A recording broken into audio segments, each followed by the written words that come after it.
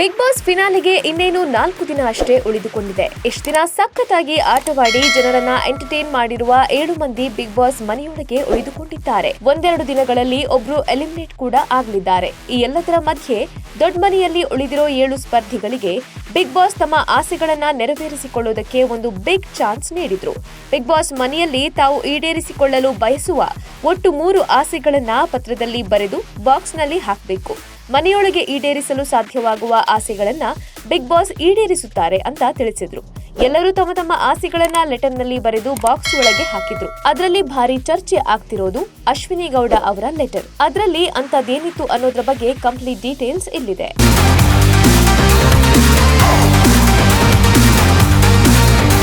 ಎಲ್ಲರಂತೆ ಅಶ್ವಿನಿ ಕೂಡ 3 ಆಸೆಗಳನ್ನ ಬರೀತಾರೆ. ಅದರಲ್ಲಿ ಮೊದಲನೇದು, ನನ್ನ ಗುರುಗಳಾದ ಟಿ.ಎ. ನಾರಾಯಣಗೌಡರನ್ನ ಬಿಗ್ ಬಾಸ್ ಮನೆಯಲ್ಲಿ ನೋಡಲು ಬಯಸುತ್ತೇನೆ. ಎರಡನೇದು, ನನ್ನ ತಂದೆ ಮುನಿವಚ್ಚಪ್ಪ ಅವರ ದೇವಸ್ಥಾನದ ಪೂಜೆಗೆ ಸುದೀಪ್ ಅಣ್ಣ ಬರಬೇಕು ಎಂಬ ಆಸೆ ಇದೆ.